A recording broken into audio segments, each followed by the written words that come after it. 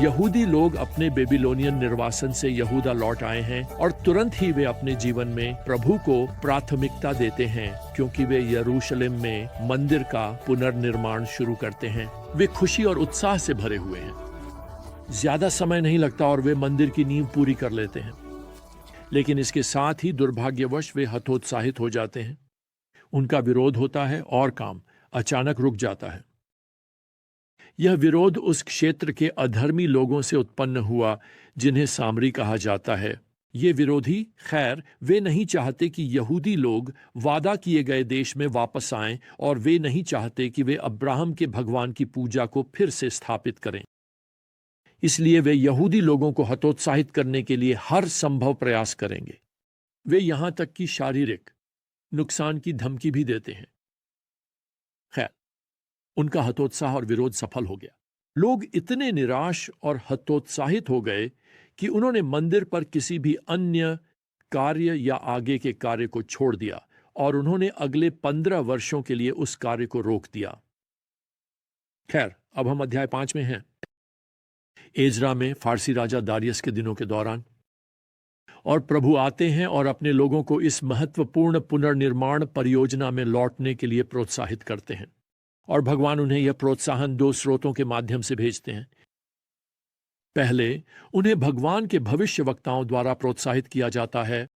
अध्याय 5 और पद 1 में यह कहा गया है, अब भविष्यवक्ता हग्गै और जकर्याह इद्दो के पुत्र यहूदा और यरूशलेम में यहूदियों से इज़राइल के भगवान के नाम पर भविष्यवाणी करते हैं जो उनके ऊपर था। अब अंततः हम उनके संदेशों तक पहुंचेंगे जो शास्त्रों में दर्ज किए गए हैं, हग्गै और जकर्याह की पुस्तकों में। लेकिन फिलहाल वे लोगों को उनके व्यक्तिगत भय और चिंताओं को दूर करने और काम को पूरा करने के लिए प्रोत्साहित करने आते हैं। वे समझते हैं कि जब लोग प्रभु को अपनी प्राथमिकता बनाते हैं, भगवान बाकी का ख्याल रखेंगे। यह मुझे हडसन टेलर की याद दिलाता है, जो चीन के मिशनरी थे जिन्होंने 1800 के दशक में अपने मिशनरी टीम को प्रोत्साहित किया जब वे शारीरिक खतरों और वित्तीय कठिनाइयों का सामना कर रहे थे। वह उनसे कहा करते थे, अगर आप प्रभु की आज्ञा का पालन कर रहे हैं तो सारी जिम्मेदारियां उन्हीं पर होती हैं।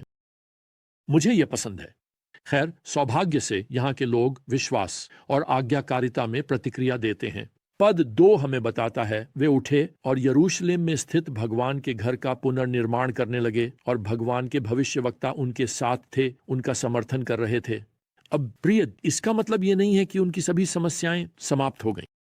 वास्तव में विरोध तुरंत बढ़ जाता है।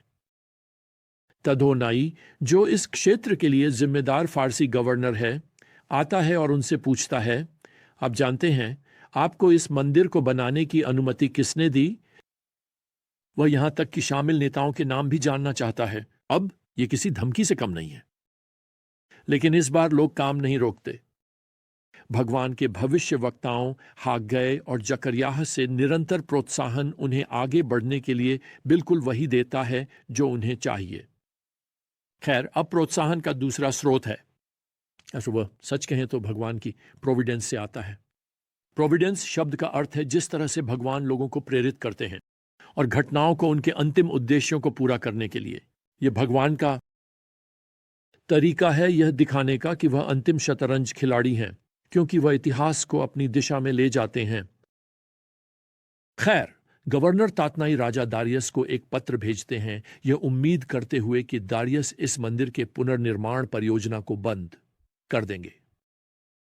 लेकिन भगवान इस पत्र का प्रोविडेंसली उपयोग अपने लोगों के लाभ के लिए करने वाले हैं। अब तातनाई का यह पत्र चतुराई भरा है। वह दारियस को यह साबित करने की कोशिश कर रहा है कि यहूदी लोग विद्रोही हैं, वे कुछ अच्छा नहीं कर रहे हैं। इसलिए वह इस पत्र में दारियस को यहूदी नेताओं के उद्धरण देता है। दूसरे शब्दों में वह कह रहा है, राजा दारियस, आपको यह जानना चाहिए कि ये लोग क्या कह रहे हैं। पद 11, वे कह रहे हैं, हम स्वर्ग और पृथ्वी के भगवान के सेवक हैं और हम उस घर का पुनर्निर्माण कर रहे हैं जो कई साल पहले बनाया गया था। लेकिन क्योंकि हमारे पूर्वजों ने स्वर्ग के भगवान को क्रोधित कर दिया था, उसने उन्हें बाबुल के राजा नबूकदनेजर, जो एक काल्डियन था, के हाथों में दे दिया, जिसने इस घर को नष्ट कर दिया। हालांकि बाबुल के राजा साइरस के पहले वर्ष में राजा साइरस ने यह आदेश दिया कि इस भगवान के घर का पुनर्निर्माण किया जाए। अब गवर्नर तदोनाई को उम्मीद है कि दारियस उनके शब्दों में राजद्रोह की गंध पाएंगे। देखिए, उन्होंने खुद को, वह लिखते हैं, स्वर्ग के भगवान के सेवक के रूप में संदर्भित किया, न कि राजा दारियस के। तदोनाई ने राजा साइरस का भी उल्लेख किया है। यह आदेश जारी किया गया कि मंदिर का पुनः निर्माण किया जाना चाहिए। खैर, तदोनाई को विश्वास नहीं है कि साइरस जैसे एक मूर्ति पूजक राजा ऐसा आदेश देंगे। इसलिए वह मूल रूप से दारियस से अनुरोध कर रहे हैं कि वे उन शाही अभिलेखों की खोज करें ताकि यह साबित हो सके कि खैर ऐसा कभी नहीं हुआ। लेकिन अंदाजा लगाइए क्या? यहां अध्याय 6 में दारियस वह इस खोज का आदेश देते हैं और वे राजा साइरस की घोषणा को पाते हैं, और इसके साथ भगवान दारियस के मन में सब कुछ बदलने वाले हैं। तो राजा दारियस खैर वह तदोनाई को एक पत्र लिखते हैं। मुझे यह पत्र बहुत पसंद है। वह यहां पद 7 में मांग करते हैं, इस भगवान के घर के काम को अकेला छोड़ दो। यहूदियों के राज्यपाल और यहूदियों के बुजुर्गों को इस भगवान के घर को उसकी जगह पर फिर से बनाने दो।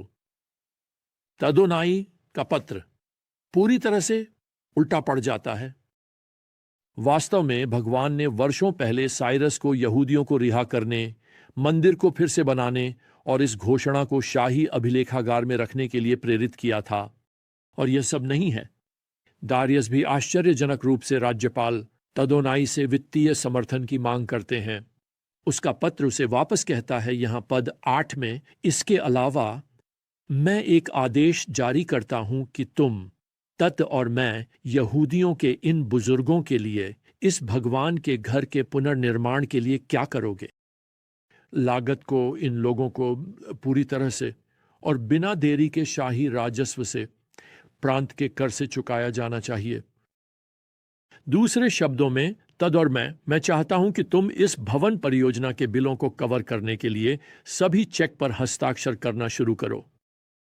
और अगर यह पर्याप्त नहीं है तो दारियस यहां पद 9 में आगे मांग करता है, और जो कुछ भी आवश्यक है, बैल, मेढ़े या भेड़ें, स्वर्ग के भगवान के लिए होम बलि के लिए, वह उन्हें प्रतिदिन बिना किसी चूक के दिया जाए।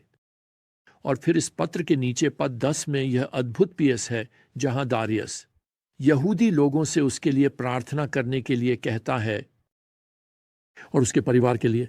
वाह, क्या आप भगवान की प्रावधान देख सकते हैं? इस सब में भगवान राज्यपाल की शत्रुतापूर्ण कार्यों और इरादों को पूरी तरह से उलट देते हैं, और 4.5 साल में मंदिर का पुनर्निर्माण हो जाता है और सभी बिल गवर्नर तातनाई द्वारा चुकाए जाते हैं। खैर, यह एक उत्सव का आह्वान करता है। मंदिर को विभिन्न बलिदानों के साथ समर्पित किया जाता है। याजक और लेवी सभी प्रभु की सेवा के लिए क्रम में स्थापित किए जाते हैं।